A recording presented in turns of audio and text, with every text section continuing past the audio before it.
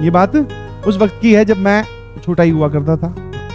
और जैसे कि आजकल की जो जनरेशन है वो घर वालों के साथ चिपक के रहना चाहती है। और मेरा ऐसा मानना है कि अगर आप घर से बाहर निकलते हो, चाहे किसी भी स्टेज पे, चाहे आप नौकरी करने के लिए निकलो, चाहे आप हॉस्टल्स में जाने के लिए, या फिर आप अगर कहीं पे प्रिपरेशन करने गए हो, वहां पे आप बाहर रह रहे हो, तो जब आप बाहर रहते हो तो आपको बहुत सारी चीजें सीखने को मिलती है।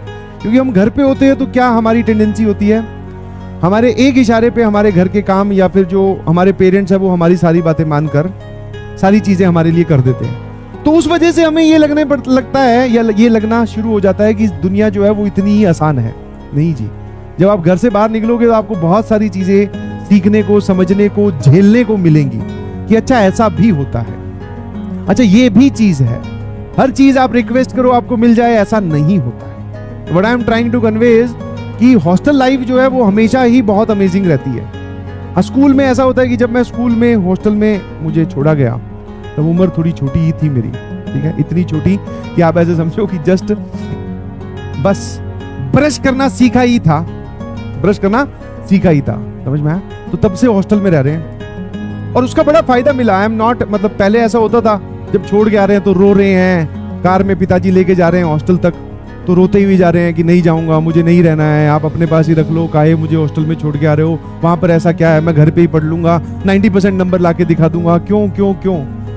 बट छोड़ आते हैं, फिर उसके बाद 2-3 दिन मन नहीं लगता, रात को थोड़ी नींदें भी कम आती है, बट धीरे धीरे मन लगने लगता है फिर वहां, और वहां मन लगने लगता है तो फिर आपको घर थोड़ा, आप बोल सकते हो कि फिर आप घर से डिटैच हो जाते हो, फिर आप बाहर की दुनिया में अपने आप को एडजस्ट करने लगते हो। तो छोड़ के आए, हॉस्टल में मैं गया, छोटे ही थे उस टाइम पे, पुराने टाइम पे आप इमेजिन कर सकते हो भैया, सारा अपना कुछ बोलते हैं बोरी बिस्तरे बांध के ले जाना होता था, तकिया चद्दर सब एकदम प्रेस करके मम्मी ने एकदम नई नई दी कि ले बेटा वही तेल की बोतल छोटी, कंगा, साबुन, तेल, पेस्ट सब अपना अपना, नए अंडरवियर्स, नई ड्रेस, नया बैग, नई कॉपी।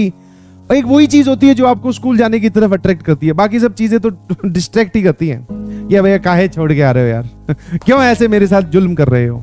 तो हॉस्टल में गए तो वहां क्या हुआ, हमारे जो वार्डन थे वो बहुत ही स्ट्रिक्ट थे, बहुत ही स्ट्रिक्ट मतलब छोटे बच्चों के हिसाब से भी स्ट्रिक्ट थे, और होते भी हैं हॉस्टल में स्ट्रिक्ट वार्डन।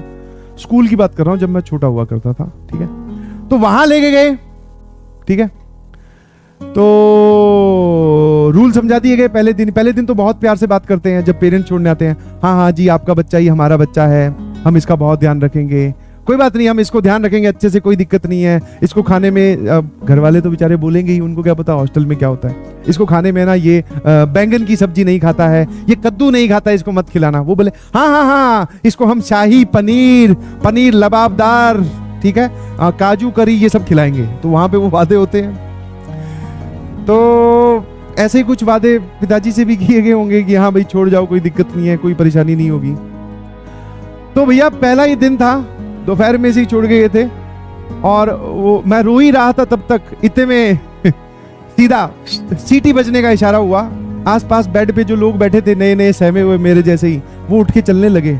मैंने कहा कहाँ जा रहे हो भाई, बता तो दो, मैं तो नया नया आया हूँ, इतना बड़ा हॉल है, हॉल होता है 10 बेड सामने 10 इस तरफ छोटे छोटे बच्चों के, मैं कहाँ जा रहे हो। बोले अब बेल हुई है, this is our sports time. मैंने कहा ठीक है, मैं चप्पल पहन रखी थी, उतर के चलने लगा। एक उसमें समझदार था, बोले ये, मैं कहा ये चप्पल है, बोले ये नहीं चलेगी, जूते कहाँ हैं। मैं कहा हाँ जूते दिलवाए हैं, नए दिलवाए हैं, वो पहनता हूँ। बोले ठीक है पहनो, नए जूते पहन के चले गए। वहां गया तो वहां पे एक अलग रूल, बोले आपकी ड्रेस कहाँ है पहनने खेलने वाली। मैं कहा यार ये तो यहाँ पे हर चीज की ड्रेस है। मैं कहा हाँ। फिर उन्होंने ड्रेस वेस थोड़ी दिन में दी, धीरे धीरे मैं कॉलेज हॉस्टल लाइफ के स्टार्ट हो गए। अब खेल के आए, घर पे क्या सिचुएशन होती है, डल गए पंखे के नीचे टीवी भी देख रहे हैं, मम्मी ये चीज लेके आओ। वहां पे ऐसा कुछ नहीं है, तुरंत आपको फटाफट नहा के पढ़ाई के लिए बैठना है। मैं कहा है ना, खेलने के बाद कौन नहाता है बे, और वो भी पढ़ने कौन बैठता है।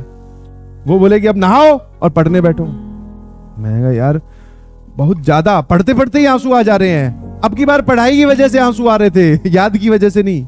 मैं ये क्या हो रहा है, बोले यहीं पे ऐसे ही होता है। अगले दिन जब असली कष्ट का सामना हुआ, 4:30 बजे हमें उठा दिया गया, 4:30 है। मैंने ध्यान से देखा, अंधेरा ही हो रखा है। मैं लगता है शायद सबको कुछ वो हुआ होगा, कंफ्यूजन हुआ होगा, अभी तो अंधेरा ही है, ये क्यों उठा दिया। बोले 4:30 बजे उठना है। 4:30 बजे छोटा बच्चा, आंखें भी पूरी नहीं खुली, पेस्ट लगा रखी है, पेस्ट भी पता कर कर आके, हाँ शो योर टीथ, टीथ दिखा रहे हैं। फिर अब बोले अब पढ़ने बैठ जाओ। मैं कहा यार ये ठीक है। अच्छा नाश्ता मिलेगा, नाश्ते की भी अलग कहानी।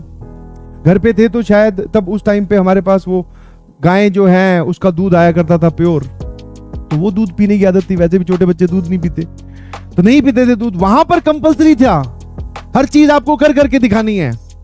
ब्रश किया तो शो योर टीथ, दूध और ब्रेड आपको दी गए तो आपको फिनिश करना है, और अगर आप नहीं पीते हो दूध तो वो सामने खड़ी होकर पिलवाएगी। दैट इज वो जो वार्डन की वाइफ थी कि हाँ मेरे सामने ही पी। अब भैया पहले दिन दूध पिया, नहीं वो जमा, दूसरे दिन दूध पिया, वो नहीं जमा, नहीं जमा मतलब उसमें कुछ गड़बड़ थी, बताऊंगा। और फिर एक आपको फोन करने को मिलता है, या फिर एक तो नहीं, जब शुरू शुरू में नए होते हैं तो वही कि हाँ भाई नया है, इसको घर पे बात करवा दो। तो मम्मी से बात हुई तो उन्होंने बोला कि सब ठीक है। मैं कहा बाकी सब तो ठीक है, यहाँ का दूध है ना बड़ा गाढ़ा गाढ़ा सा और अजीब सा है। और मैं कहा सारे लोग पी जाते हैं, मैं मेरे से तो नहीं पिया जाता है, और मेरे को तो 1-2 बार वापस भी वो निकल आया था।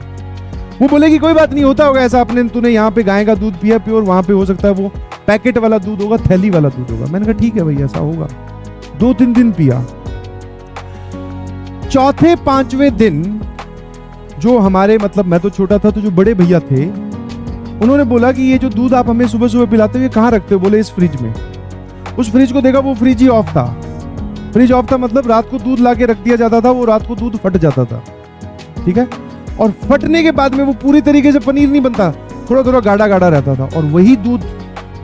और बोले ये पी जाओ। मैं कहा ये दूध थोड़ी, ये तो मिल्क शेक है, और इसमें भी। और मुझे लगा कि शायद ये नई वैरायटी का दूध है, शायद ऐसा ही होता होगा। पिए गए, तब समझ में आया कि मैं ऐसा दूध पिला रहे हैं, ओहो। और उसके बाद में हॉस्टल में फिर विद्रोह एक साथ स्टार्ट होता है, छोटे बच्चे भी, हमारे साथ ऐसा क्यों किया, हमें फटा हुआ दूध क्यों पिलाया गया।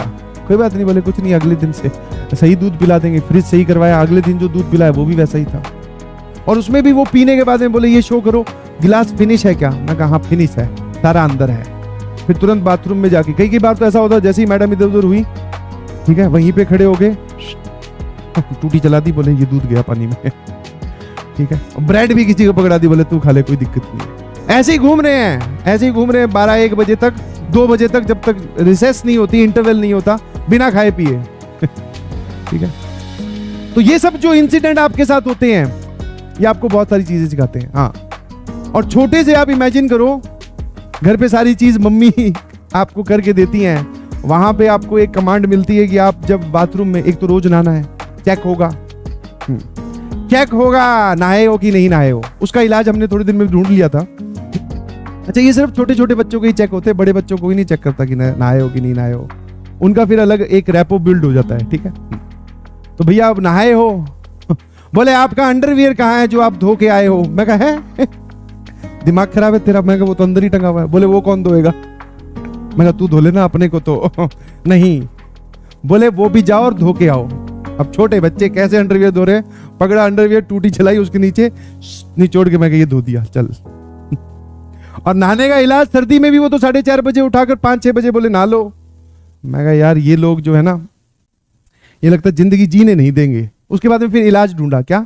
बोले ये चेक कैसे करते हैं? सिर्फ बाल ही तो गीले करने होते हैं। हाँ, जाओ अंदर, सही से पानी लो हाथों में, है ना, और थोड़ा बहुत ऊपर छीटे, और बाहर ऐसे करते हुए, ओह बहुत ठंडा बहुत ठंडा बहुत ठंडा।